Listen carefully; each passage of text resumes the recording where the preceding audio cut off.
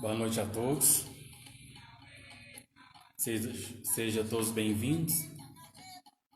Hoje nós estamos aqui recebendo o Baba Roterdã. Seja bem-vindo aqui em nossa casa. Muito obrigado.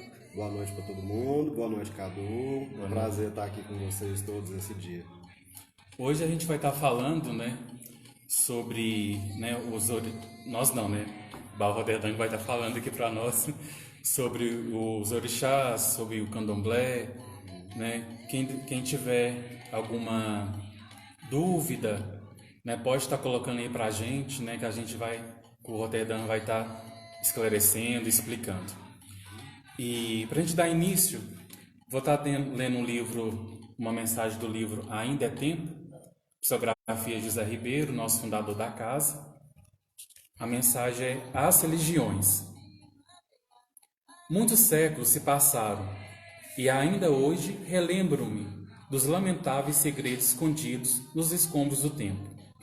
Por mais que procurássemos encontrar tais fatos, sabemos dos poeirentos entulhos que se desfizeram, mostrando-nos drasticamente todo o passado sombrio de perversidade. As religiões digladiavam constantemente, admitidas pelas igrejas como lei em vigor e documentando os mais sórdidos episódios de tirania em nome de Deus. No entanto, o processo de melhoramento até os dias de hoje apresenta-se muito frágil. Surgiu a tecnologia e todas as atividades se ampliam. Entretanto, os grandes núcleos religiosos perduram em aceitar um Deus, um céu, um inferno que deveriam ser eliminados definitivamente, pois desde os tempos remotos vem causando terror às pessoas de toda fé, usando-se o nome de Deus e dominando os ignorantes e ingênuos sem acrescentar nenhuma verdade. Essa é uma mensagem correta das religiões. No princípio, as igrejas apresentavam fontes contaminadas, porque sempre se apresentavam como meios de exploração humana. Portanto, nós que sentimos essa estrutura completamente fragilizada e com ela convivemos, que tenhamos a capacidade necessária para que tudo possa mudar em tempo hábil, que possamos viver em nova era de paz e alegria. Agora sabemos que todos aqueles que foram sacrificados se transformaram em verdadeiros missionários do amor, emissários que se apresentaram ao nosso lado, consolando aos que choram o amargo da vida e não têm um lugar onde possa descansar. Quem de nós está isento de erros? E como seremos felizes se ainda carregamos um fardo pesado do passado? Nada mais somos do que pobres seres cheios de vaidade e orgulho. Sabemos perfeitamente quem são aqueles que se tornaram célebres. Muitos deles cometeram erros diversos e hoje se encontram nas esferas superiores, ajudando-nos com os bons fluidos benéficos e desejosos que sejamos felizes nos caminhos que teremos pela frente. Até quando iremos entender a razão de tanta maldade e tantos erros? E os nossos filhos? Como ficarão e como irão encontrar os métodos ideais para encontrar a felicidade? Diante de tudo isso, aceitemos as igrejas como portadoras de ensinamentos nobres e belos, consolando os corações sofridos, que sintamos o desejo de nos tornarmos melhores e mais eficientes no cultivo do bem que fortifica e diminiza nossa vida. As religiões lapidam as almas, sublimando os mais altos sentimentos e mostrando-nos os caminhos da felicidade.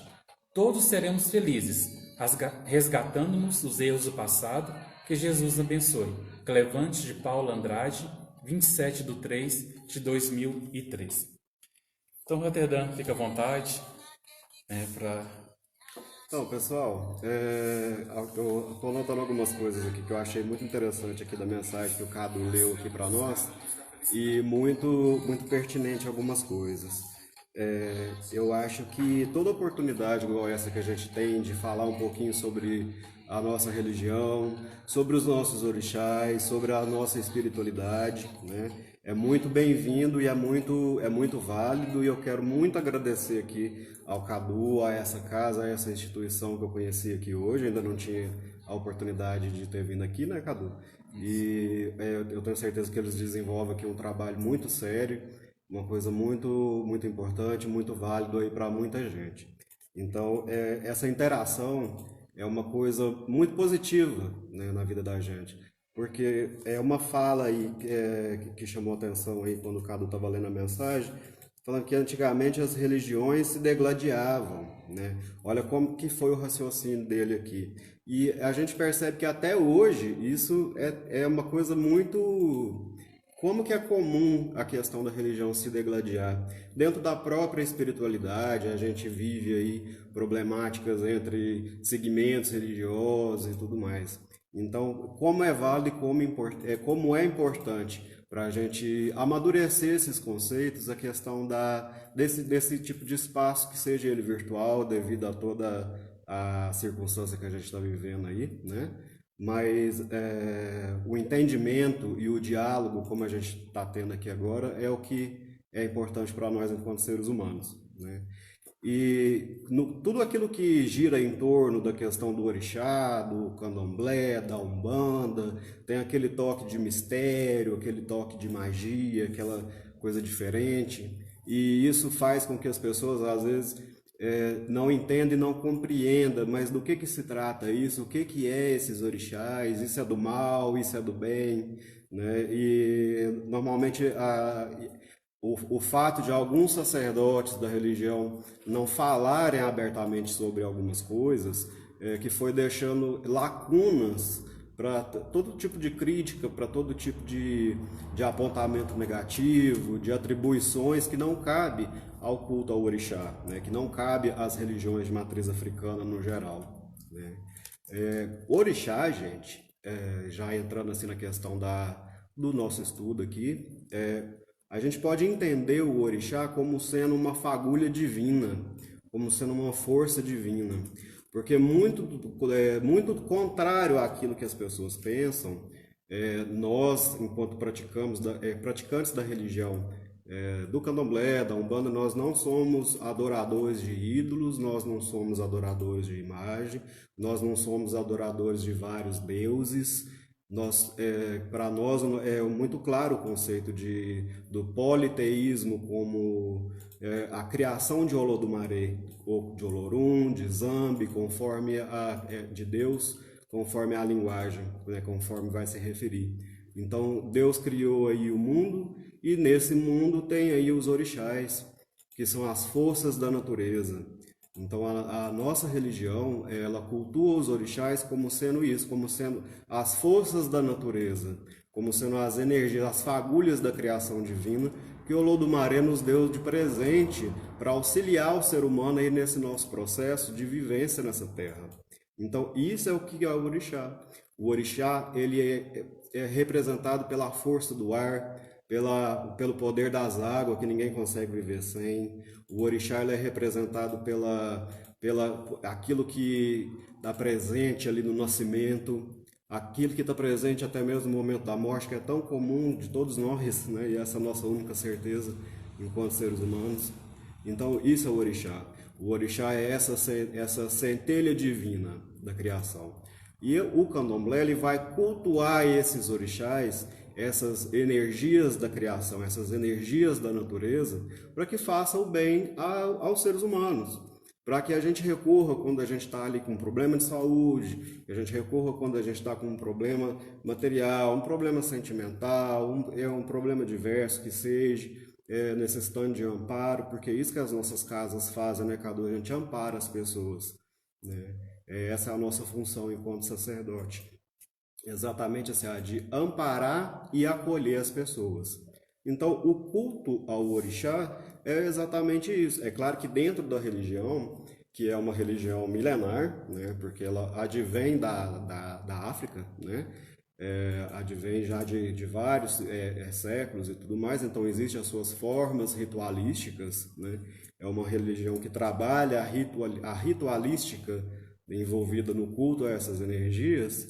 E então, assim, esses orixás, eles representam todo esse poder de transmutação e de apoio à vida humana. Cada pessoa é portador de um orixá, né? Ori é a cabeça, puxar o anjo guardião que está ali presente naquele ori, que está presente ali naquela cabeça daquele indivíduo, e está ali dando a essa pessoa a força que ela precisa para passar aí todas as barreiras, todas as dificuldades, né, e do nosso dia a dia. Eu acho que independente da fé, independente da forma como cada pessoa enxerga e a sua espiritualidade, né, os orixás eles pertencem a todo mundo, né? Não é nenhum segmento que é dono dos orixás, o candomblé não é dono dos orixás, a umbanda não é dono dos orixás, os orixás pertencem a todos nós, enquanto seres humanos, como exatamente essa energia que vem trazer todo esse processo de amparo aonde nós, enquanto seres humanos, enquanto pessoas falhas, nós não conseguimos alcançar aí os nossos objetivos, as nossas forças de vida. Então, isso que se entende como um orixá, essa energia pura da criação, essa divindade que está aí presente em nós e que nós alcançamos porque o nosso orixá ele é tangível para a gente tem um contato com a nossa energia, né? Por meio de toda a ritualística, por meio dos cantos, das cantigas, das comidas, dos cheiros, a gente se aproxima dessa energia e positiva essa energia na vida da gente. Então, disso que se trata o culto ao orixá. Se trata ao culto à estabilização, à estabilidade emocional da gente. Quantas pessoas a gente não vê aí dominada, tomada pela loucura, pela ansiedade, por todos esses processos envolvendo aí a questão da própria vivência humana, e o orixá ele é essa força que vai lá e vai dar a mão para a gente tirar a gente daquela situação. Então a nossa religião ela acredita que a gente tem esse contato com essa divindade e que por meio de toda essa ritualística, né, a gente vai encontrar aí o caminho de viver, de ser feliz, de amar, de prosperar e de passar coisa ruim também, né? Porque não é porque a pessoa está no culto ao orixá que vai deixar de acontecer qualquer coisa ruim. Mesmo porque a gente entende que esse orixá, ele é aquele que vai estar ali junto com a gente em todos os momentos. Seja eles bons, seja eles ruins, seja o que for. Então é o nosso companheiro de vida, na verdade, né? São as joias, são as pérolas que Olodumare, que Zambi, que Olorum, né, deu para todo ser humano, para auxiliar nessa jornada, nessa caminhada da vida, junto aí com todos os espíritos, com todas as entidades, com tudo aquilo que vem trazendo positividade e crescimento na vida da gente, né? Esse é o grande objetivo, na verdade. O objetivo do crescimento humano. Esse é o foco, esse é o objetivo. Se cultua o orixá para esse sentido, para ser uma pessoa melhor, para se encontrar enquanto uma pessoa melhor e para se encontrar enquanto num caminho de vida. Isso é o que se trata o candomblé, isso é o que se trata o orixá, isso é o que se trata as regiões de matriz africana, né? Isso que se trata a espiritualidade, no amparo, no auxílio, de cuidar das pessoas nos seus momentos difíceis e ajudar essas pessoas a direcionar as suas vidas aí num caminho positivo, num caminho de realização, num caminho de sucesso e de equilíbrio interno, que isso é o mais importante, né, Cadu? A questão do equilíbrio, do estar bem, né? Do estar com a cabeça tranquila, de estar vivendo, de estar aí trabalhando e vivendo a vida aí, esse é o sentido da coisa. Então, o orixá pode se entender como isso. Sempre que vê falar sobre orixá, pode ter certeza que isso é uma coisa extremamente positiva, não tem nada a ver com o que é muito aí, às vezes, falado, criticado, como sendo uma coisa ruim, como sendo uma energia negativa, muito pelo contrário. É uma energia capaz de fazer o negativo virar o positivo e fazer a negatividade se transmutar em positividade na vida de uma pessoa. Então, isso é o orixá, isso é a vida no orixá. O viver no orixá é viver conforme uma hierarquia, conforme uma regra que foi estabelecida não por nós, mas pelos nossos ancestrais, né? Pelos nossos antigos, e está em conjunto de comunidade. Porque uma casa de candomblé, costumo muito falar isso, uma casa de candomblé, uma casa de orixá, ela é um organismo vivo. Ela é uma comunidade onde as pessoas se agregam do mais variado tipo de pessoa, porque o orixá ele aceita todas as pessoas. Todos os orixás são para todo mundo, né? Todo mundo é capaz de se beneficiar dessa energia. Então, quando se fala sobre a questão do orixá na matriz africana, é exatamente isso que a gente se refere, sobre um ponto de luz, um ponto de equilíbrio, um ponto de harmonização na nossa vida, né? É aquela mão que está ali sempre junto com a gente. Então, é isso que se trata. Se trata de positividade, se trata de energia, se trata de cultuar a força da natureza, que está aí. Mesmo às vezes a pessoa pode falar assim, não, mas eu não acredito em nada disso, mas a gente acredita no ar que a gente respira, a gente acredita na água que a gente bebe, a gente acredita na força do fogo que queima a sua pele, a gente escuta o barulho da chuva, a gente escuta o trovão ali caindo, e isso é o orixá. Cada orixá está vinculado com um elemento da natureza. Vem aí Oxum sendo vinculado com a força das águas, Inhansã vinculado com o poder das tempestades, dos ventos, Xangô com os trovões, com a justiça, né? São todas energias que movimentam esse mundo. Exu aí está vinculado aos nossos caminhos diversos de vida. Então isso é o que é o orixá.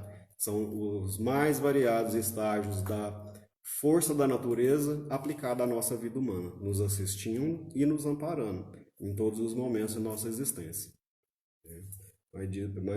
Mais ou menos disso aí, por esse lado que a gente tem que pensar e a gente tem que raciocinar sobre o orixá. E vale nesse ponto, Cadu, é sempre bom assim, a gente frisar com relação, toda vez que a gente fala sobre o orixá, nós enquanto espírito, todos nós assim na sua espiritualidade, nós somos muito atacados com relação aquilo que a gente acredita, aquilo que a gente trabalha, a forma como a gente desenvolve as coisas. E vale muito frisar que nós, enquanto pessoas que cultuamos as nossas energias, a nossa espiritualidade, nós acreditamos num Deus único, porque Olodumare, Olorum, Zambi, Deus, como você quiser chamar, ele é um só Criador de tudo aquilo que está aqui nessa terra e de tudo aquilo que nós vivemos. Então, sempre bom tirar um pouquinho do mito, né? E é sempre bom a gente falar bem aberto sobre as questões da religião, as questões envolvendo aí a espiritualidade, porque quando a gente se posiciona e quando a gente fala, aí o ataque ele cai por terra, porque não tem por que atacar uma coisa que está sendo claramente exposta. A gente acredita sim num Deus único, na força de um Criador. O Olodumare está aí e nos regendo em todos os nossos processos de vida, e os orixás entrando com esse processo do amparo, do acesso, do acalento, da mão ali que a gente precisa ir para poder viver aí essa loucura que é a nossa vida humana, e cada dia vai ficando mais difícil.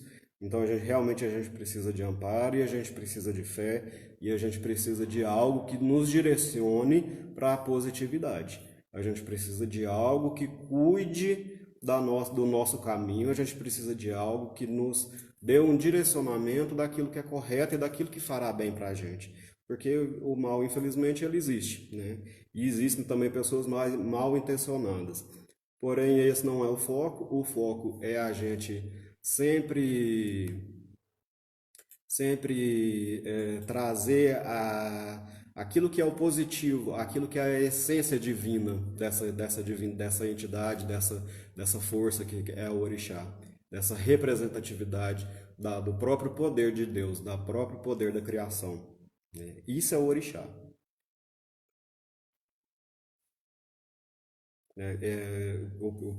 Isso aí você tem alguma dúvida, Cadu, alguma coisa a respeito desse assunto que você queria, né? Porque a princípio assim, a gente vai dando uma explicada mesmo, né, sobre o que é essa energia, porque a gente ouve muito falar sobre os pormenores, sobre a parte ritualística, mas a gente não detalha muito a questão assim, mas o que é esse orixá, né?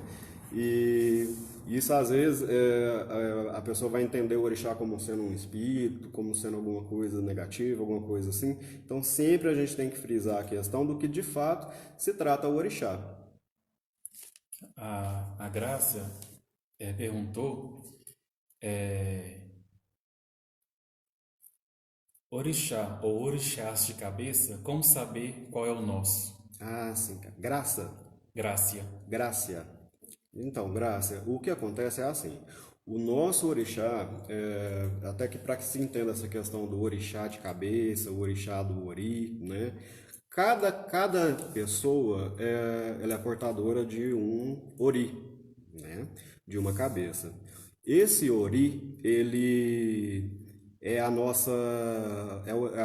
Dentro da religião, a gente costuma falar que é o orixá mais importante, porque é o orixá que ele está presente junto com a gente desde quando a gente nasce até quando a gente vai embora aí para o outro plano. O orixá de Ori, o pai de cabeça a que você se refere, ele é justamente a energia que precisa, que vai te completar. Por que que cada pessoa está vinculada a um orixá? Por que que cada pessoa tem aí seu pai e mãe de cabeça, né? Que às vezes você pode entender assim. Principalmente dentro da Umbanda, a gente fala muito a questão do pai de cabeça, da mãe de cabeça, do orixá, né? Dentro da nação, a gente fala mesmo já diretamente sobre o orixá do Ori. Esse orixá do Ori, esse seu pai de cabeça, esse orixá que está presente no seu Ori, ele vem exatamente personificando aquela energia que você precisa no seu caminhar de vida. Por que que o indivíduo nasce sendo vinculado a um orixá Xangô, sendo vinculado a um orixá Oxum, a Ogum? Essa energia, ela é a energia necessária para que esse ori se fortaleça, que essa cabeça se fortaleça, que a espiritualidade dessa pessoa esteja protegida, esteja próxima. Essa é a energia que a pessoa precisa cultuar para se equilibrar. É justamente aquilo que vai trazer equilíbrio para a pessoa. E você encontra o orixá que está no ori pelo jogo de búzio, ou pelo jogo de Opele e Ifá, né? O orixá ele vai sempre responder por meio do jogo de búzio. Quando a Umbanda, inclusive hoje, quando a gente estava conversando aqui mais cedo, estava explicando para o Cadu como que é que se identifica essa questão desse orixá e como que as religiões tratam esse assunto, esse aspecto.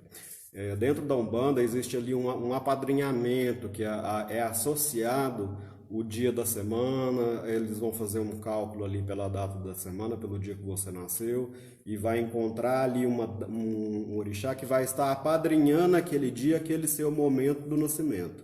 Porém, o orixá, que é o orixá do ori, o orixá que é o da cabeça, ele vai responder mediante um jogo de búzio, aonde por um ritual específico que é feito por um jogo que foi anteriormente preparado por um sacerdote que foi inicialmente iniciado naquele culto, vai consultar o seu ori para que ele revele qual que é o orixá que vai te amparar, qual que é o orixá que vai estar ali respondendo no seu caminho. Então, o seu orixá de ori, você sempre apura por meio do jogo de búzio, por meio do Opele Ifá. Pelo dia da semana, pela data do nascimento, você consegue aí apurar um apadrinhamento, um orixá que vai estar ali te protegendo pelo dia que você nasceu, pelo horário. A Umbanda faz muito esse cálculo, né, Cadu? Pelo dia, né?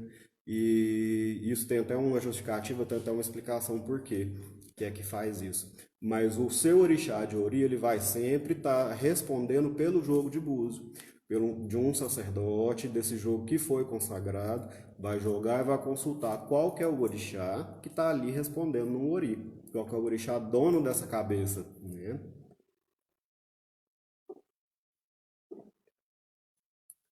Isso é muito interessante. Dentro da Umbanda, Cadu, você sabe por que foi dividido essa semana desse jeito ou não? Você sabe por que foi que cada orixá corresponde a um processo aí de um dia? Porque se você pegar lá, existe aí nos livros da Umbanda e tudo mais, você vai pegar lá a segunda-feira, está pertencendo ao Molu, a terça, a Ogum, a quarta, a Xangô, né? Essa vinculação foi o seguinte: a gente remete lá na origem do candomblé, lá na origem do culto aqui no Brasil, porque o culto ao orixá ele é uma coisa ancestral, né? Então, quando teve aí o advento da escravidão, né, que foi essa coisa terrível aí na história humana, né, que o negro na África ele foi atacado e ele foi feito refém e ele foi trazido para o Brasil nessa condição de escravo, né?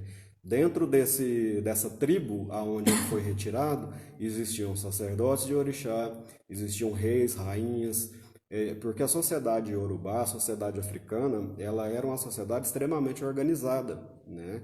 Era uma sociedade muito evoluída para a época. Ele é um povo muito um povo à frente do tempo mesmo. Era questão uma organização tribal muito séria, muito certa. Quando teve esse advento da escravidão e tudo mais, veio o escravo africano, né? O negro chegou e junto com ele veio a sua religiosidade, porque ele não abriu mão da sua religiosidade, da sua fé, mesmo sofrendo aí todo esse trauma, essa violência de estar vivendo ali no seu espaço, de estar ali na sua aldeia, na sua casa, e ser retirado daquilo à força, ser levado para outro lugar, em condição desumana e tudo mais. Então, passar desse primeiro momento, de todo esse sofrimento, de toda esse karma, essa coisa, né, que eles viveram, eles precisaram organizar o culto, né? De alguma forma precisavam organizar o culto.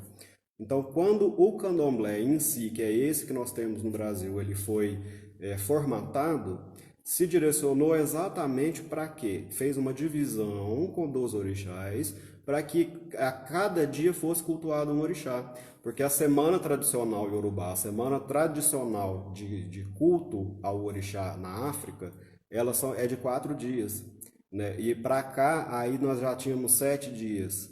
E essa organização do candomblé, ela necessitava especificamente de ter um dia direcionado a cada orixá, até para que esse Omó orixá estivesse naquele dia específico dentro do Ilê, dentro do axé, para cultuar a sua energia, para cultuar o seu orixá, para guardar os seus resguardos, guardar os seus preceitos. Então se vinculou essa semana, se definiu dessa forma. E aí a Umbanda necessitando de uma forma de colocar ali, uma vez que o sacerdote não tinha acesso ao jogo do búzio, a consulta ao Peleifá, ela definiu cada orixá respondendo ali pelo um dia da semana, né, e apadrinhou e achou uma forma de calcular, e esse orixá ali foi respondendo e foi apadrinhando aí tantos filhos aí da Umbanda dessa forma, né? Por isso que é comum, às vezes, inclusive isso foi até uma dúvida do Cadu, se acaso, por exemplo, ele cultuando um orixá na Umbanda, se ele fosse para um candomblé, ou se ele fosse tirar um jogo, poderia responder um orixá diferente àquele que ele já cultuava. Então, sim, é perfeitamente possível, pode sim, até mesmo porque aí o jogo de búzia que vai provocar esse ori, para que esse ori se manifeste e que esse ori responda qual que é o orixá de fato desse ori. Se coincidiu com aquele do dia do nascimento, da hora ali do dia, se está certo ali dentro, ou se acaso, para estabilizar, para equilibrar, a pessoa precisa de uma outra energia, de um outro culto. Mais alguma pergunta assim dentro dessa? O Henrique Ramos pergunta: a comunicação é feita somente pelos orixás ou também por outros espíritos menos evoluídos ou espíritos que perambulam? A comunicação dentro do candomblé, dentro da religião, ou dentro da espiritualidade, ele quer saber de uma forma mais genérica, ou como que a gente dentro do candomblé a gente enxerga isso. Porque dentro do candomblé, né, que é dentro da matriz africana, vou falar assim, tudo aquilo que é feito da questão ritualística dentro da iniciação ao orixá, porque o candomblé é uma religião iniciática, você se inicia no orixá. Então, tudo aquilo que acontece da parte ritualística, ela serve exatamente para que a pessoa ela não seja influenciada por energias ruins, né? Então, uma energia de uma entidade que está aí perambulando, um espírito de rua, alguma coisa ruim nesse sentido, não vai ter um poder de ação uma pessoa iniciada no orixá. Esse espírito ele não vai poder usar essa matéria, né? Porque tudo aquilo que é feito, a questão iniciática dentro da religiosidade africana, é exatamente para que a pessoa ela não sofra nenhum tipo de influência de energia ruim. Então, às vezes, o que ele pode estar assim, querendo saber, às vezes o que pode estar na cabeça dele é assim, quem comunica dentro do candomblé, ou quem que é que vai falar. Isso vai variar muito, porque a fala do orixá, na verdade, ela vem por meio do jogo do búzio. Então, a gente considera a forma de comunicação do orixá conosco, seres humanos, que ela vem por meio do jogo de búzio ou por meio do opelei fá, que é outra técnica de jogo. Essa é a forma como o orixá ele se comunica. É comum dentro da vivência das casas de candomblé, às vezes um sacerdote ele começou a vida espiritual lá na Umbanda, meu caso, por exemplo, que comecei primeiro na Umbanda, que tinha as minhas entidades da Umbanda, que já trabalhavam, inclusive, então quando eu me iniciei no Candomblé, essas entidades, eu nunca parei de trabalhar, eu nunca deixei de trabalhar, né? Com o Exu Catiço, com o Caboclo, com o Boiadeiro, né? Mesmo cultuando o Orixá. Então, a comunicação, como que ela se dá? O orixá, quando você precisa da palavra do orixá, você vai apurar isso por meio do jogo de búzio. Exu vai direcionar e a gente vai apurar o que é que esse orixá está falando mediante os odus que estão caindo ali naquele jogo, né? Mediante o que é que está sendo revelado ali. Porque o jogo de búzio ele não se trata de uma adivinhação. O jogo de búzio ele é uma divinação, porque ele é a fala do orixá. O orixá está direcionando o que é necessário dentro de uma ritualística fazer para que aquela pessoa se equilibre. Esse é o foco. Ou dentro de um problema específico, o orixá vai direcionar mediante aquela queda específica qual que é o caminho a pessoa seguir. Então é disso que se trata. Mas dentro do candomblé é muito comum aí, você vai ver sacerdotes cultuando seus Exus, pessoal dando consulta com seu Exu, com sua pombogira, exatamente porque às vezes a pessoa ela já carregava essa mediunidade. E o orixá ele não retira nada da pessoa, ele só acrescenta. Se você é uma pessoa, você está na Umbanda e você está indo para o candomblé, você está ali dando uma obrigação dentro do candomblé, você está se iniciando dentro da religião, o orixá ele não vai te tirar a sua mediunidade, a sua espiritualidade, aquilo que te pertence. Ele só vai acrescentar. Então você continua trabalhando com aquela entidade ali que você já trabalhava, só que dentro da linha de culto ao orixá. Eu acho que mais ou menos deve ser por esse lado que ele deve ter raciocinado. Ele colocou aqui dentro do candomblé. Dentro do candomblé. Uhum. Então, dentro do candomblé, a palavra mais importante é a qual que é? A do jogo de búzio, né? Que a gente vai sentar, porque a palavra mais importante para uma pessoa é exatamente o ori, é exatamente a gente apurar e a gente saber o que é que aquela cabeça necessita naquele momento, o que aquele indivíduo necessita naquele momento, o que o orixá daquela pessoa naquele momento está direcionando, né? Essa é a palavra mais importante. A partir daquilo, aí a gente entra também com toda aquilo que é necessário para essa pessoa. E nas nossas casas de candomblé, a gente cultua, Exu, pelo menos dentro da minha casa, a gente cultua Exu, a gente cultua pombogira, cultua boiadeiro, da mesma forma. Porque isso é muito comum, você vai ver isso em várias casas de nação. Porque o sacerdote, às vezes, ele já trabalhava com essas entidades e quando vem para o candomblé, traz toda essa bagagem espiritual que ele já tinha, né? Então ele vai continuar trabalhando, vai continuar atendendo as pessoas, vai continuar essa entidade conversando, atendendo ali os filhos da casa e ajudando, porque quem conhece o poder de um catiço, de um Exu, de um preto velho, né, sabe muito bem que ali a coisa é bem em cima, né? Então a gente não larga aquilo que a gente já tem, simplesmente a gente acrescenta para fortalecer a pessoa, para fortificar e tudo mais. O orixá ele não retira nada, o orixá ele só acrescenta na própria espiritualidade, né, que a pessoa carrega, né? E a partir de qual idade que pode saber o orixá? A partir de qual idade? Bom, assim, É muito comum, ao tempo mais antigo, o que que a gente fazia? Não era comum a iniciação de crianças no candomblé, né? Essa nascia, fazia toda uma ritualística e tudo mais. Se convencionava que a partir dos 7 anos de idade, aí você já conseguia apurar qual que é o orixá do Ori. Porém, acho que a própria questão da evolução da sociedade humana, né, a nossa sociedade mudou muito. Hoje em dia a gente tem crianças aí iniciadas no santo já quando nascem. A pessoa, às vezes a mãe é da religião, o pai é da religião, a criança nasceu, já é possível aí, se o orixá assim manifestar. Então tudo depende da questão da própria vontade do ori.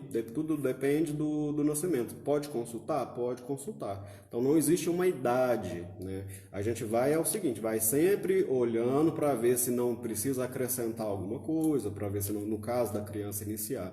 Mas é sempre que possível, por exemplo, às vezes a criança ela já é portadora de uma mediunidade muito forte, a gente precisa consultar no jogo para ver o que é que está acontecendo. Às vezes eu já tive um caso, inclusive, que eu cuidei assim, e o menino, desde que nasceu, era doente demais e nada que fazia melhorava, então a gente apurou e o orixá do Ori respondeu sim, antes de 7 anos, porque muita gente considera que o orixá do Ori ele só vai responder ali por 7 anos, mas esse menino que eu cuidei, o orixá respondeu, hoje ele está com 16 para 17 anos, está muito bem de saúde. Quando foi necessário fazer as coisas ainda criança, foi feito tudo aquilo que o orixá queria, está tudo bem, está tudo caminhando, né? Então, assim, não existe uma idade mínima, né?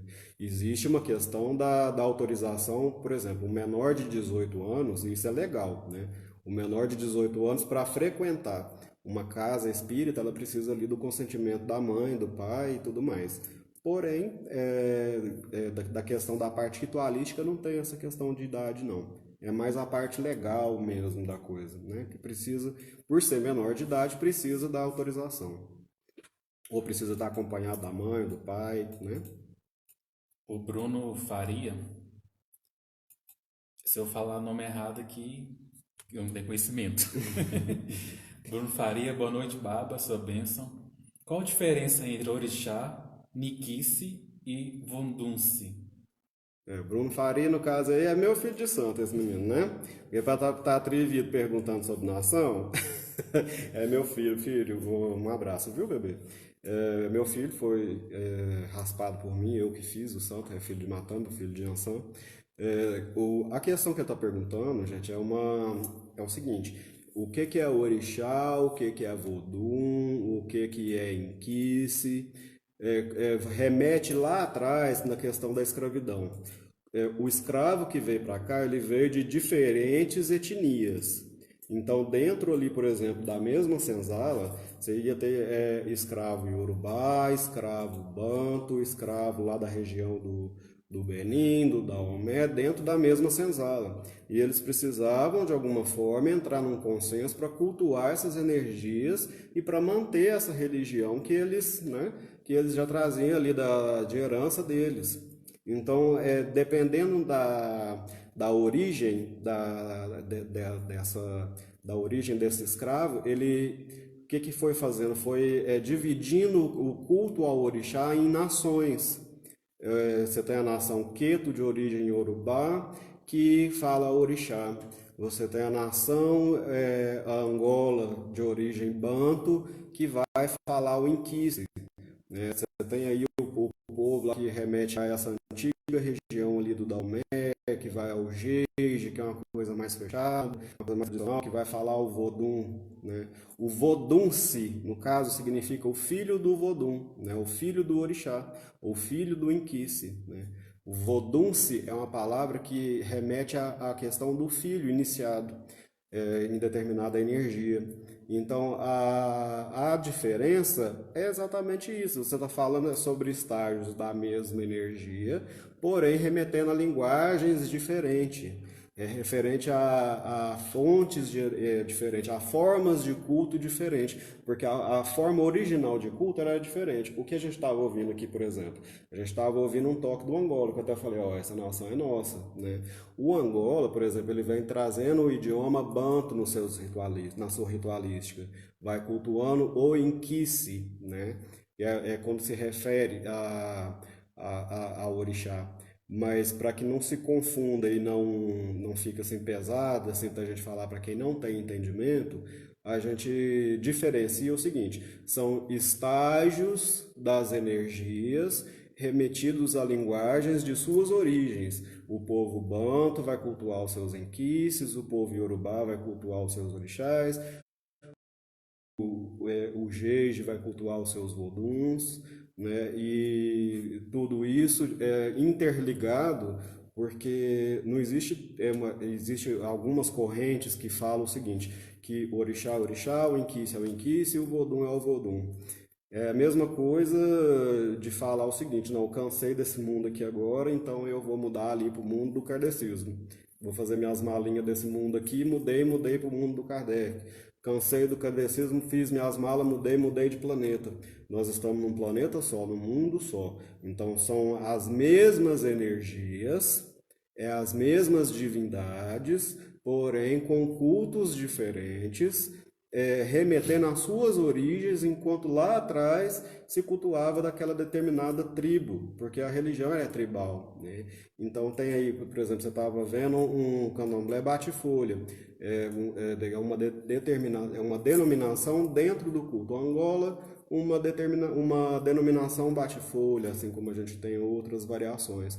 Então isso aí já entra vários pormenores.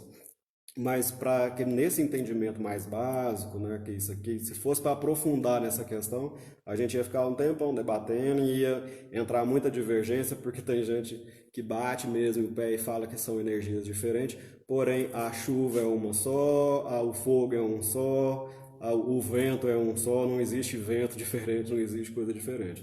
Existem linguagens e formas de culto. E isso é o que faz a divisão dentro do candomblé, dentro das religiões aí de matriz africana, né? Só para não aprofundar muito, é mais de forma mais básica. Mas eu já falei muito sobre isso nos vídeos do meu canal, pode ir lá dar uma olhada lá que tem umas coisas boas. Até relacionei aqui alguns tópicos aqui, quando estava falando sobre os orixás, né, eu estava falando com o Bruno mesmo esses dias sobre como ele foi questionado pela questão seguinte, mas e esse raio desse santo que come? A pessoa falou desse jeito para ele, né? Porque estava fazendo uma oferenda, porque dentro do candomblé tem aí a ritualística das oferendas, das comidas de santo que a gente faz e tudo mais. E a pessoa estava meio querendo saber o porquê que é que estava fazendo aquele prato de comida, o que que é isso? Esse santo ia pegar, ia comer, né? E aí ele ficou meio, uma museus agora recente, né? Um filho que recém-raspado, e ele ficou meio sem responder. Então até adiantando um pouco e já explicando para todo mundo, a ritualística usada dentro do candomblé, por exemplo, se você for dentro de uma casa de orixá, você vai ver ali a comida do santo arriada aos pés daquela entidade. Significa o que é aquilo? Que aquela entidade precisa daquela energia? Não. Quem precisa daquela energia somos nós. Porque toda vez que você prepara uma comida para um orixá, que você vai lá e faz uma comida ritualística, né, que você prepara ali um tipo de prato de comida de santo para um determinado orixá, o orixá vai pegar aquela energia que você aplicou, fazendo aquele processo, que você está ligando ali aquela comida que é ancestral, que é feita desde antes aí da gente entrar no culto, e está transformando isso em energia e revertendo essa energia para a vida da gente. Então, na verdade, quem precisa disso somos nós, não é o orixá. O orixá ele não precisa disso. Quem precisa somos nós. Então é a forma da gente cultuar as nossas divindades. Por exemplo, servir um acarajé para Yansan, né? A forma de ir preparar o acarajé, o processo ali de estar fazendo, você está em comunhão com essa energia, você está se ligando a essa energia. Porque tudo aquilo que se refere a orixá se refere a energias, e essa energia ela é muito sutil. É uma energia que ela depende de uma purificação de corpo muito grande, de uma purificação de alma muito grande. Ela necessita de uma ligação. A gente precisa se ligar com essa energia, né?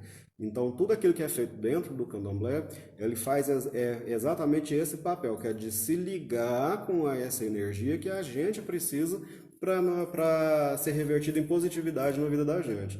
Quando você serve um acarajé para Yansan, não significa que Yansan vai pegar um acarajé, ela vai comer ele e encher a barriga. Significa que todo aquele processo ali que foi feito foi para quê? Para que você entre em sintonia com essa energia desse orixá, que você se senta em sintonia com a energia dessa Yansan e que essa sintonia se reverta numa positividade na sua vida, numa solução de um problema, num amparo ali no momento que você está passando, em alguma coisa nesse sentido. Esse é o sentido de cultuar o orixá, é o sentido de se dar comida ao orixá, né? É de se vincular ao orixá, porque são energias muito sutis, são coisas muito, muito finas, né? São processos energéticos assim, muito, muito finos e exige toda essa preparação ritual, toda essa ritualística.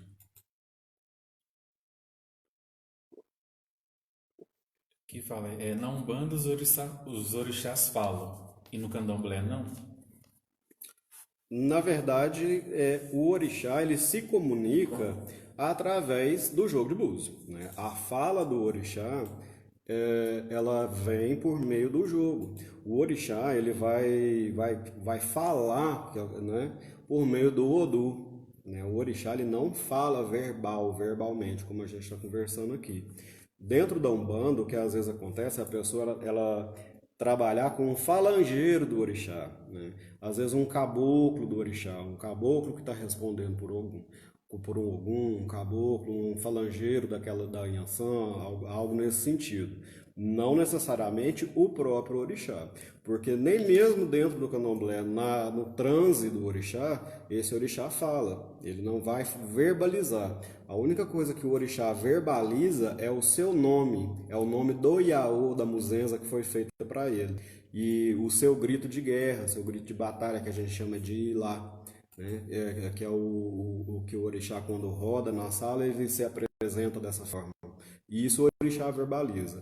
Agora, a fala, ela é por meio do Odu, por meio do jogo de búzios, ou do Opelei Ifá, que o sacerdote vai consultar e vai ver o que é que por meio do Odu que está regendo, que está respondendo, o que o orixá está falando. Ou seja, ele vai interpretar a fala do orixá por meio do Odu que está respondendo no jogo de búzios. Então, falar, o orixá ele não fala, ele não verbaliza.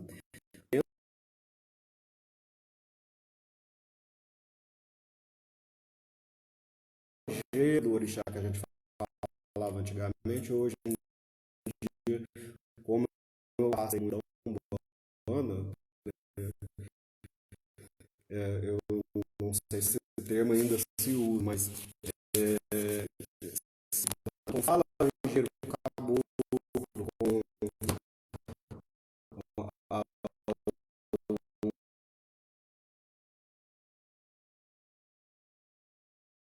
idade da linha desse chá.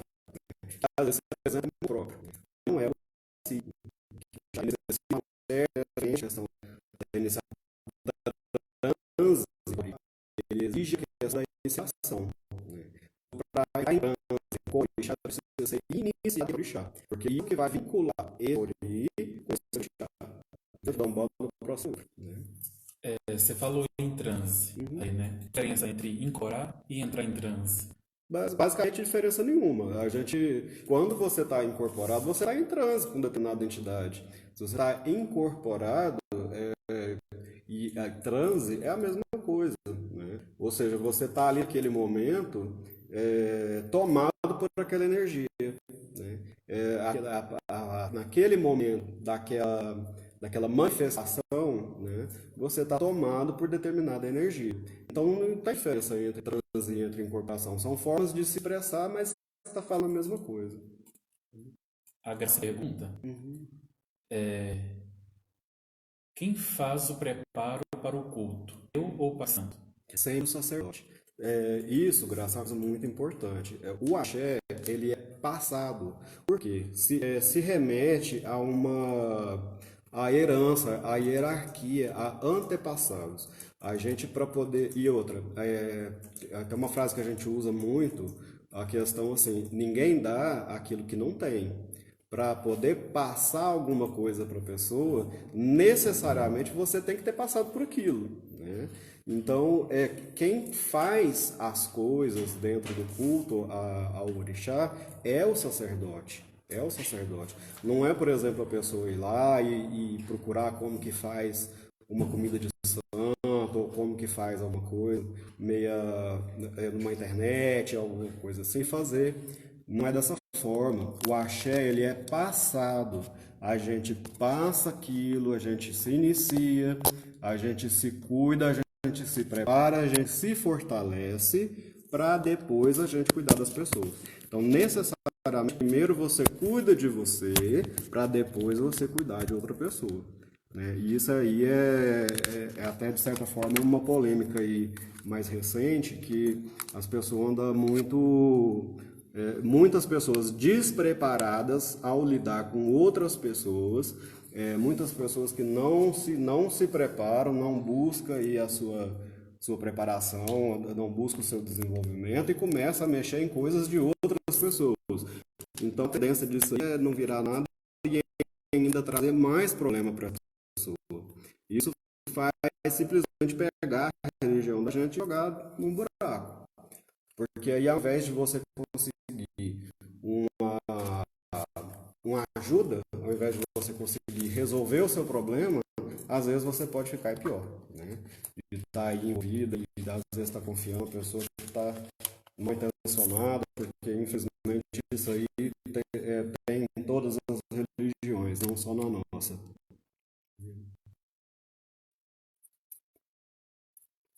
Pode.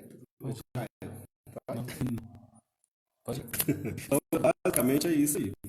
Primeiro quem conduz as coisas é sempre o sacerdote. O sacerdote vai concluir, porque esse sacerdote é uma pessoa que se preparou para aquilo, né? Uma pessoa que seguiu um caminho dentro do candomblé. O tempo de preparação de um sacerdote é de 7 anos. Entre a pessoa se iniciar, entre a pessoa começar ali a aprender a religião, entre a pessoa começar a aprender o culto ao orixá, esse período demora 7 anos. Nos 7 anos, a pessoa recebe uma obrigação que a gente chama de decade, oiê. A gente está formando esse sacerdote. Ou seja, a partir daquilo, você entrega para a comunidade uma pessoa que você iniciou, que você ensinou, que você preparou e você formou dentro do caminho que você segue, né, para poder cuidar de outra pessoa. Porque senão fica aquela velha a história do cego e o cego. Hoje os dois não vão chegar a lugar nenhum. Então, necessariamente, o axé ele é passado, ele não é implantado, ele não se manifesta do nada. Ele precisa ter uma origem, você precisa estar ligado a alguma coisa, né? O orixá ele é para todos nós, mas esse caminho de todos nós, ele necessita que você seja parado nesse processo. Alguém tem que te conduzir nessa situação, nesse início de culto, de aprendizado, até mesmo para direcionar para o lado correto, né? Porque infelizmente tem muita coisa aí na religião que não condiz com o culto ao orixá, né? E isso gera aí toda uma coisa aí que é a origem, inclusive, de todo esse preconceito que tem com a religião, com a matriz africana, vem aí de pessoas despreparadas exercendo o culto e não sendo honestas, digamos assim, né? Então acontece as coisas aí, a pessoa não encontra aquilo que busca ou é conduzida por um caminho ruim. Infelizmente, se fosse tudo perfeito, tava bom, né, Cadu? Mas infelizmente não é. A Camila Sérgio Assis perguntando: o que rege a cabeça daquela pessoa pode mudar ela mudando de nação? Camilinha, beijo, Camila. Não, o que acontece?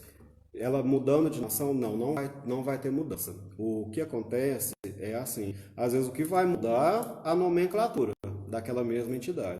Se a pessoa passou um processo, aí isso vale muito detalhar, viu, gente? O orixá é o seguinte, o orixá que é a pessoa pertence ao orixá que ela é iniciada.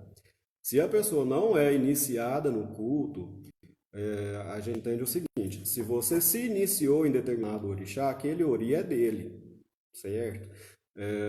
Uma pessoa iniciada no orixá igual ao Oxum, essa pessoa ela é de Oxum, ela passou um processo de iniciação ao Oxum. Às vezes acontece de você ir jogar com um sacerdote, e isso é uma coisa muito importante que vocês precisam aprender. Às vezes acontece de você jogar com um sacerdote, aquele momento ali o orixá está respondendo vamos supor, Ogum. Às vezes, necessariamente, não é o Ogum que está ali como dono do Ori se apresentando, mas sim o Ogum é a energia que necessita ser cultuada naquele Ori para resolver alguma situação de vida. É diferente de quando você vai se aprofundando nesse Ori. A partir do momento que a pessoa começa a cuidar de Ori, começa a buscar, começa a dar Bori, que é o que a gente fala, a comida do Ori, comida da cabeça, né? Uma ritualística que o nome é, né? Aí, à medida que a pessoa começa a aprofundar nessa questão, pelo meio do jogo a gente consegue confirmando o santo dessa pessoa, o orixá dessa pessoa, até o momento da iniciação. Então, necessariamente, olha para você ver o tanto que a questão só do dia da semana às vezes fica vago, porque mesmo você consultando o oráculo, mesmo você consultando o jogo, pode ser que no momento da iniciação o orixá do ori seja outro. Então pode ser que você vá consultar que o orixá que esteja regendo o seu ori seja Xangô, por exemplo, e você precisa da energia desse orixá Xangô na sua vida, naquele determinado momento, para resolver a sua vida, mas no caso, porque a decisão da iniciação é um passo, né? Um passo maior dentro da espiritualidade. Então, sempre que a pessoa se resolve, não, eu vou iniciar no santo, eu quero aprofundar nesse caminho, o caminho do orixá é o que eu quero para minha vida, eu quero conhecer essa energia de outra forma, porque é isso que a iniciação do orixá faz. Ela te abre toda aí um leque de visões diferentes desse culto, né? E ela te habilita exatamente a conhecer uma parte mais interna da religião. Então, aí, sempre que a pessoa se manifesta dessa forma, o que que a gente faz? E é que é correto se fazer? Não, então vamos fazer um jogo para poder apurar esse ori. Aí você vai apurar esse ori dessa pessoa para ver se de fato é aquele orixá que vai ser iniciado. Então, o fato específico de nação, não, às vezes simplesmente vai mudar a nomenclatura. Às vezes a pessoa vai consultar com um sacerdote queto, vai falar um Xangô. Às vezes a pessoa vai consultar com um sacerdote Xangô, vai falar ali um Mango, os As, que são energias similares ali respondendo. Então não só a nomenclatura vai mudar, né? É mais questão assim a mudar de nação, ele não vai mudar o orixá, né? A cabeça é uma só, né? A cabeça não tem o ori é um só. Então aonde a pessoa está, que o sacerdote vai traduzir aquilo que está na cabeça da pessoa de acordo com a nação dela, da nação da casa. Então são linguagens, são formas de se referir à energia, né? Não necessariamente ela vai mudar porque a pessoa vai consultar com um sacerdote de Keto, ou de Angola ou de Jeje. O que vai acontecer às vezes é exatamente a pessoa se referir à mesma energia com um nome diferente, né? Essas particularidades do candomblé que às vezes geram várias divergências, várias interpretações erradas, e são coisas simples se você for analisar de uma forma bem fria e bem direta.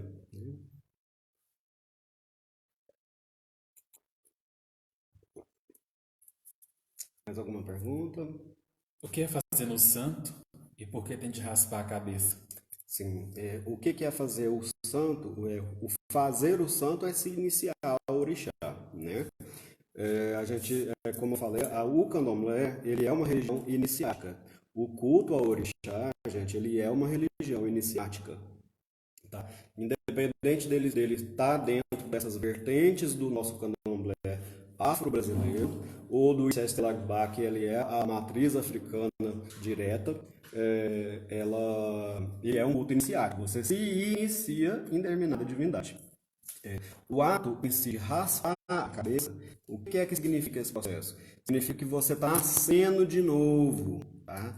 Existe todo um mito aí envolvendo essa questão do porquê que raspa, do porquê que tem que descer o cabelo e tudo mais. O que se entende, gente, é o seguinte: se você vai iniciar no orixá, se você vai iniciar no Inquice, no Vodum, no Ifá, né? Você já viu o menino nascer com cabelo na cintura? Eu nunca vi, não. Você já viu criança nascendo com franjão aqui igual do Cadu? Não tem, né? Então, o ato em si de raspar a cabeça remete a todo o cuidado que a gente tem com o ori dessa pessoa. Que a gente limpa o ori, a pessoa vai nascer. Porque tudo aquilo que é feito dentro do processo de iniciação do orixá, ele vai ser feito para que a pessoa renasça, que a pessoa tenha uma vida nova a partir daquilo, que a partir daquele momento que a pessoa fez essa vinculação com o orixá, ela inicia uma nova vida. Então o ato de raspar é um dos elementos da iniciação do santo, porque o orixá ele vem criando uma nova pessoa. O Cadu ficou até o dia que ele iniciou que ele entrou para o quarto de santo para iniciar. A partir daquele momento vai nascer uma outra pessoa. Aí o próprio orixá ele vem dando um outro nome, inclusive, dentro da nação, exatamente representando que a partir daquele momento o Cadu ficou lá atrás. Dentro da nação ele é reconhecido como o Oruncó que ele está carregando ali, como o nome que o orixá te deu dentro da religião. Então são atos, são elementos da iniciação, assim como outros vários, né? Não é só esse. O fazer o santo ele não é só rapar a cabeça não, viu, gente? O raspar a cabeça, isso aí até qualquer barbeiro aí faz. Dentro do candomblé, a coisa não é por aí. O ato do ori é exatamente o de purificação. A gente... eu até hoje eu não conheci nenhum ser humano perfeito, né? Eu acho que todos nós somos exatamente muito imperfeitos, a gente comete muito erro, a gente comete injustiça com as pessoas, a gente faz muita coisa errada, a gente faz muita coisa errada na vida. Então, quando a gente vai iniciar para o orixá, para se vincular com essa energia, tudo aquilo que é feito naquele momento da iniciação é exatamente para purificar essas nossas ações, para facilitar com que a gente se sintonize com essa energia do orixá, que é uma energia da criação divina. Então, a questão da incorporação do orixá, que o menino perguntou lá do transe, do orixá falando, do Umbanda e tudo mais, é outra coisa, completamente diferente, não é a incorporação do orixá. A pessoa, para ela chegar a esse estágio do transe no orixá, existe todo um processo aí a se fazer. Inclusive, esse aí tem que, né, o ato de tirar o cabelo e tudo mais. Mas é um processo bonito, uma coisa muito bonita. Quem já teve essa oportunidade de estar dentro de assistir uma saída de santo, de assistir uma saída de orixá, às vezes aí não tem uma casa que vai tocar o nome agora, principalmente agora, por exemplo, eu com o Bruno aí para fazer a obrigação de ano e a gente não pode tocar porque a gente, né? A questão do Covid aí, ela tá aí para valer e a gente tem que respeitar, a gente não pode juntar aí as pessoas. Mas dá uma olhada no YouTube, vai ver aí como é que é aí a saída no santo. São coisas, a ritualística que envolve o orixá é uma coisa muito bonita, né? Então tudo tem um porquê. E esse ato de raspar o cabelo, ele tem a ver exatamente com a purificação dessa cabeça, né? E tem a ver com o nascimento dessa pessoa para o orixá, né? E isso tem, às vezes, a pessoa cria todo um estigma com relação a isso, mas é uma vinculação, você está se vinculando com essa energia que você está sendo feita, né? Então tem a ver com isso. A gente está com 1 hora já. Uhum. O senhor quer que faz mais umas 2, 3 perguntas? Ou... Não sei se tiver mais alguma aí, mais alguma coisa aí A dos Camila meninos. Sérgio Assis perguntou: fazendo de conta que a pessoa já está no santo há muito tempo e alguma guia sua história sem explicação, o que pode ser? Como interpretar sinais se algo está errado? Se uma guia de santo, um colar de santo da pessoa arrebentar sozinho, Isso, sem nada. sozinho. Mas é o sentido da guia que é o sentido da proteção, né? Alguma coisa errada, porque aí arrebentou a guia para não arrebentar a pessoa, né? Às vezes foi uma energia ruim, porque as guias dentro do candomblé, as guias, tudo aquilo é sacralizado. Se é sacralizado, tem elementos do orixá ali. Então, arrebenta para não arrebentar a pessoa, são nossas defesas, né? A gente carrega aquilo, a representatividade do nosso orixá. Se a gente entrar em contato com alguma coisa ruim, a função da guia é a proteção e a representatividade daquilo que a gente carrega, daquilo que a gente é, né? Da cidade, santa, tudo mais. Então, se arrebentou, o que tem que fazer? Pega aquilo, despacha, faz outro, dá a comida para o orixá e usa de novo. Né? Então, é um carrego, uma coisa ruim ali que pegou. Né? Duas perguntinhas que um monte de gente pergunta, né? Talvez Uhum, seja bom esclarecer. uhum, Por que mata os bichos no candomblé? uhum. Essa aí realmente assim, as pessoas às vezes é um assunto também que a pessoa tem muito mito em cima, mas vamos partir do princípio seguinte: é, o que que acontece? Eu vou perguntar para você: você come carne? Você se alimenta de carne vermelha? A maioria, né? E como que você faz essa carne? Você vai no açougue e compra, né? Você chega lá, vai fazer um churrasquinho ali de final de semana, pede lá e uns 2, 3 quilos de picanha, leva para casa e vai comer, certo? Essa picanha ela não veio implodida de algum lugar. Essa picanha ela veio de um boi que estava lá no pasto. Então, qual que é a diferença entre a pessoa matar um animal e botar ela lá no açougue para vender e entre ritualisticamente esse animal ser morto e todas as partes desse animal ser aproveitada? Porque existe um sentido, gente, a gente dentro do candomblé, que eu falo, uma casa de candomblé, uma casa de orixá é uma comunidade, é um organismo vivo. A gente numa obrigação aí, numa feitura de santo, a gente tem 40 bocas para alimentar, né? Então, aquilo que a gente mata ritualisticamente e que aproveita algumas partes para o próprio orixá ou para aquilo que está sendo feito, o resto é tudo aproveitado. Nada é desperdiçado, nada é feito com tortura, nada é feito com nenhum tipo de desprezo pelo animal, muito pelo contrário, é tudo sacralizado, é tudo. Quem já teve a oportunidade de ir dentro de um abatedouro, dentro de um frigorífico, se alguém não teve a oportunidade, vá, porque eu já vi, eu já fui, e é a coisa mais horrível, né? A forma como às vezes eles manipulam o animal. E nem por isso a pessoa deixa de ir no açougue e comprar a carne e fazer no final de semana. E ainda tira foto, coloca no Facebook, ou então faz a live lá assistindo a Marília Mendonça. Né? Então, por que que a pessoa não pode dar o alimento ao orixá? Então, a respeito desse assunto, da questão do corte do animal, como eu expliquei, a questão da própria comida do santo. Quem necessita daquilo não é o orixá, somos nós. Quem necessita daquilo, o orixá simplesmente ele vai transmutar a energia daquilo que está sendo oferecido e passar para a nossa vida. Então, quem necessita daquilo somos nós, por conta até mesmo do próprio desgaste que a gente vive. Porque a gente sobrevive, na verdade, num ambiente carregado de pessoas ruins, de energias ruins, de pessoas difíceis. Você sabe que é complicado, às vezes, né? A própria. Você está trabalhando ali no seu ambiente de trabalho, tem uma pessoa ruim, no seu ambiente familiar, às vezes tem uma pessoa em situação difícil. Então chega num ponto que a gente precisa de se reequilibrar, né? Se reenergizar. E o sangue não é a vida? Né? Sem sangue ninguém vive, que é o que corre na veia da gente. Né? Então, o sentido do corte, o sentido do alimentar o orixá é a vida para que a sua não seja desperdiçada, para que a sua não seja atingida. Mas tudo aquilo do animal que é oferecido, que ele é sacralizado, ele é oferecido para a própria comunidade. A carne vai alimentar, o couro vai servir para ir para os atabaques, para tudo mais. A doação que a gente faz das pessoas que a gente cuida. Então, nada é feito com desrespeito, muito pelo contrário.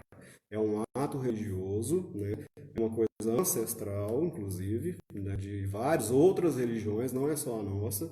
É uma forma de sacralizar aquilo que a gente está comendo, aquilo que a gente está alimentando. Então, esse é o sentido, né? Então, tem todo um porquê, assim, para ser mais sucinto, né?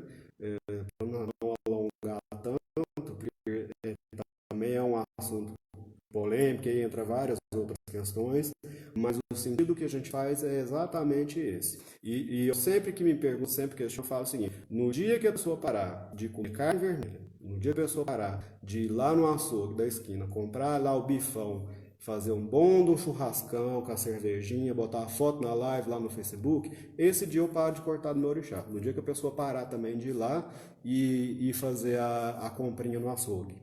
Então, esse dia eu paro de cortar para o meu orixá. No dia que a pessoa parar também. Porque aí é muita hipocrisia. Né? Porque muito nesse assunto é uma hipocrisia muito grande. E existe de certa forma, com a gente do candomblé, até um desrespeito. Porque envolve uma questão ritualística, envolve uma questão da fé, né? De acreditar naquilo que está sendo feito, e envolve uma questão de fundamentação. E envolve uma questão de tudo aquilo ser feito com muito respeito e nada de desperdício. E a tendência dessa humanidade agora é a de se distanciar do animal, porque ficou mais fácil, a gente não caça, a gente vai ali no açougue e compra. Né? Então, o sacrificar, ele, de certa forma, assim, somos nós que necessitamos dessa energia. E somos nós que necessitamos nos alimentar disso. Da parte do orixá, simplesmente é sacralizado. Para a gente estar finalizando as perguntas, né? Que senão a gente tem várias perguntas e várias dúvidas, né? Igual 2 semanas atrás a gente teve a live com o Vanderlei de Oliveira, foi falar sobre o livro Guardiões do Karma, mas sobre o Exus. Então o Ed falou, tem assunto, tem dúvida Tá, pro resto do ano. para sentar e conversar toda a vida. Então só uma última para terminar, né? Depois a gente remarca mais outro com a disponibilidade, né? Que muitas pessoas falam, eu não vou no candomblé porque tudo paga. Porque tudo é pago? Essa também é uma outra questão envolvendo as polêmicas do orixá e o mito do orixá, né, gente? Porque fala sério, fala a verdade. Que quem que. é, eu mesmo eu ouvi uma coisa assim esses tempos atrás, muito muito cabuloso. Inclusive eu tive que responder isso no meu canal do YouTube, que o sacerdote de orixá ele quer enriquecer a custa das pessoas de qualquer jeito. Aí, a hora que eu li lá, eu falei, gente, então eu devo estar fazendo alguma coisa muito errada, porque em 30 anos de santo eu não enriqueci até hoje, então eu devo estar fazendo alguma coisa errada, né? Porque existe uma coisa aí que as pessoas acham que a gente vai arrancar tudo aquilo que a pessoa tem e tudo mais. O que a gente é cada um do jogo. Manter uma casa, né? O Cadu sabe que é difícil, porque uma casa você sobrevive de doação, né, Cadu? Doação da própria comunidade, não é? Não, aqui Como que a casa ela se mantém? que cada mês a gente faz uma contribuição para estar ajudando na despesa. Aí as pessoas se juntam, cada um dá um pouco, né? Isso. Dentro do candomblé a gente não usa colocar a mensalidade, mesmo porque isso vai depender muito de casa para casa. Eu, por exemplo, o que eu pratico, isso eu posso falar o que eu pratico dentro da minha casa. Dentro de casa, aquilo que a gente cobra pelos ebós ou pelo jogo, e isso eu falo muito, inclusive pode ir lá no meu canal do YouTube, né? Vocês vão lá e vão escrever assim, ó, Candomblé, Café com Babá. A indicação aí para vocês. Vai lá, dá uma olhada com mais calma, com mais tranquilidade, que eu falo muito sobre isso. A gente precisa manter essa casa. A gente precisa manter aquilo que a gente faz de isso, aquilo que a gente cuida, aquilo que a gente mantém. A gente precisa construir, a gente precisa manter a casa, orixá, ele demanda aí uma questão de gasto financeiro que tem que cuidar, né? Uma casa de mulher, a gente tem que cuidar. A pessoa, quando ela vai lá no nosso toque, se ela vai no banheiro, o banheiro tem que estar limpo, tem que estar tudo arrumadinho. Então, da onde que a gente vai tirar? A gente vai tirar do bolso. Eu, particularmente, sou uma pessoa que trabalha, eu tenho minha profissão, eu não vivo do candomblé. Eu nunca vivi do orixá, né? Eu, graças a meu pai e a minha mãe Oxum, eu tive a oportunidade de passar num concurso público, eu sou funcionário público, né? Então eu mantenho o meu lado pessoal pelo meu trabalho, né? Pelo aquilo que eu vivo. Se o carro que eu ando foi comprado com o meu dinheiro, nada do orixá. Agora, o que se cobra, né, dentro da nação, é exatamente isso. A gente precisa cuidar da casa. Infelizmente não tem como. Eu, por exemplo, eu faço uma festa para o meu caboclo, né, o meu Eru é uma vez por ano, é um boi que vai. Então, como que é? Vai ver o preço. Vai ver o preço, como que é que vai. E esse boi, antes que os defensores dos animais aí entrem matando, ele é todo aproveitado, toda a carne é dividida, isso é uma festa grande, é uma festa para muita gente, né? E então, tudo tem um porquê e a gente precisa manter. A gente precisa manter. Então, se a gente não cobra, a gente não dá conta. Infelizmente, a gente não dá conta, eu estou sendo bem sincero com vocês. Bem sincero mesmo. É lógico que isso, gente, a gente tem que pensar que a gente vive num país que o salário mínimo até pouco tempo atrás era R$ 900. Hoje está mil e pouquinho, né? E existem famílias que sobrevivem disso. Então, que existe a questão de pessoas que extrapolam, infelizmente existe, gente. Que a gente não pode ser responsável pelos atos dos outros. Não tem como uma pessoa, tem relato que a gente vê de pessoas pagar 3, 4, 5 mil reais por uma iniciação num santo. E isso só da mão do sacerdote. Eu concordo com quem perguntou, né? Porque é uma coisa ilógica, ilógica. É vontade de pegar e mandar um pai de santo desse caçar um serviço. Fala assim, filhinho, vai estudar, vai passar num concurso, vai caçar um serviço para você. Infelizmente, a gente não pode responder por todo mundo da religião. A gente pode responder pela casa da gente. E na minha casa, por exemplo, não é cobrado um centavo de iniciação do santo. Eu nunca cobrei um centavo de uma iniciação de santo de ninguém. Quem pode ajudar, ajuda. Quem não pode, não tem problema não. A gente trabalha e faz. É assim que a gente que a gente toca a religião da gente, né? A pessoa ela dispõe ela paga aquilo que ela pode, né? Quem pode mais, que se sente no coração de fazer mais, que faz mais. Quem não pode vai deixar de viver o orixá. Quem somos nós, enquanto sacerdotes, para privar uma pessoa da vida no orixá pelo dinheiro, por condição financeira, né? Nós não somos ninguém para fazer isso. Então, assim, essa é a minha visão. Isso é aquilo que eu pratico, não só eu, algumas outras pessoas, que levam o orixá de uma maneira muito séria, né? Agora, se o foco da pessoa realmente é a bagunça, se o foco é viver do orixá, aí, infelizmente, a gente não pode responder, né? Porque a gente não pode responder pelos outros, né? A gente responde pela gente. Então, essa da minha parte, minha consciência é tranquila, viu, gente? Tem uma pergunta da Camila. Camila, assim que a gente terminar aqui, né, o Barro Rotterdam te responde aqui na mensagem, a gente não...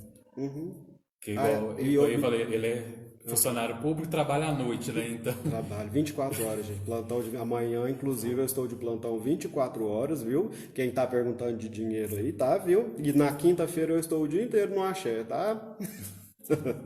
Então, a gente não estender muito, Camila, assim que terminar, ele te responde aqui na sua pergunta. Pode dar uma indicada para os meninos, para eles dar uma zapiada lá no meu canal do YouTube, porque eu dei uma olhadinha aqui meio que de relance, que eu tô vendo algumas coisas ali. E tem vários vídeos que eu gravei, que eu fiz exatamente para tirar, porque sempre o meu intuito é esse, gente, é o de conversar com as pessoas, não com as pessoas que conhecem do orixá, não com as pessoas que sabem aí sobre fundamento, sobre qualidade de santo, sobre o que vai dentro do embargo e que não vai.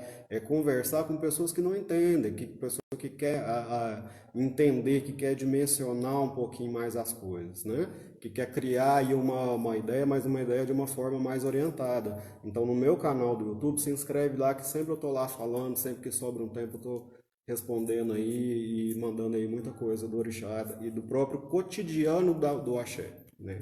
Então tá sempre por lá, dá uma zapiada lá.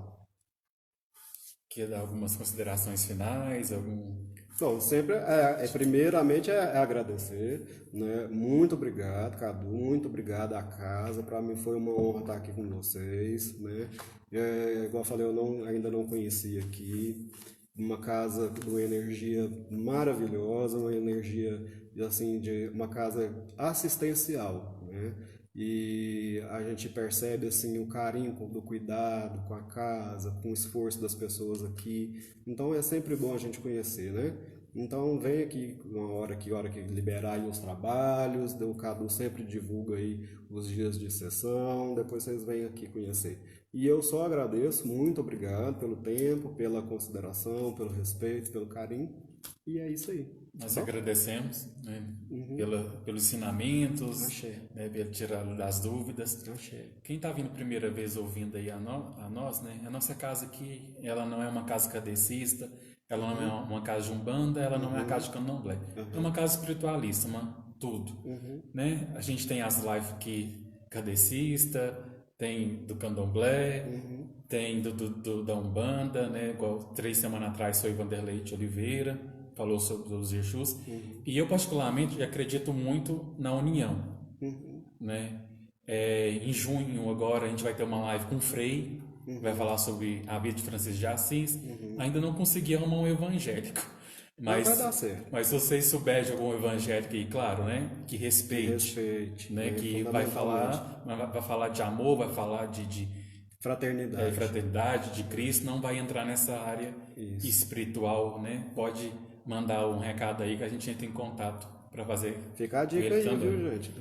Cadê a representação evangélica? Aquela que realmente trata do evangelho, né? Aquela que trata sobre a fraternidade, sobre a união das pessoas, sobre o respeito ao ser humano e sobre o amar ao ser humano como a ele próprio, né?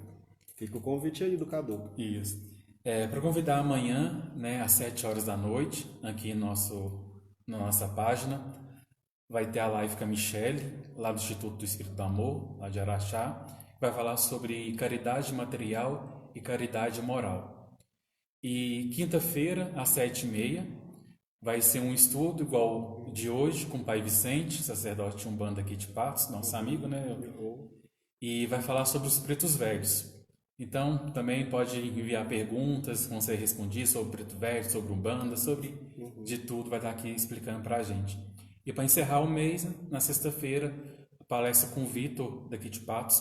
O tema não lembro, porque o meu notebook onde faleceu essa semana, então eu perdi o resto do mês que tinha. Eu até comentei brincando com a Michelle, falei, Michelle, se o meu notebook tivesse morrido do início da semana, eu não sabia qual dia que era a palestra de ninguém. Mas ainda bem que foi no final do mês, desse restinho do mês eu sei de qual. Então queremos estar agradecendo a todos, né, pela presença, agradecer o Baba pelas reflexões, pelo ensinamento. Para a gente estar encerrando, vou estar lendo uma mensagem do livro Essência Espírita, psicografia Júlio Carvalho. Nunca nenhum mal nos vem. Nunca nenhum mal vem ao nosso encontro, no curso da existência, quando não o merecemos. Males do passado renascem em nossa trajetória, não para fazer com que soframos, mas sim para aprendermos mais e nos desprender deles, aproveitando o valor dessa libertação. A escuridão da agonia se faz, então, em corações incompreensíveis. Quando isso acontece, só se vê a vida em dificuldades. Porém, essa escuridão de agonia deve se extinguir com o clarão do Evangelho de Jesus. Por isso, toda dor e todos os males são para o nosso bem. Jamais somos vítimas e sempre existirá a ação e a reação, a causa e efeito. Lembremos disso e compreendamos tais fatores.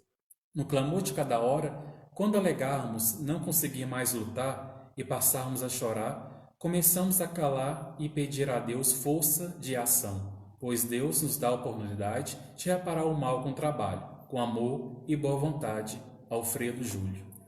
Então, muito obrigado novamente. Obrigado a todos.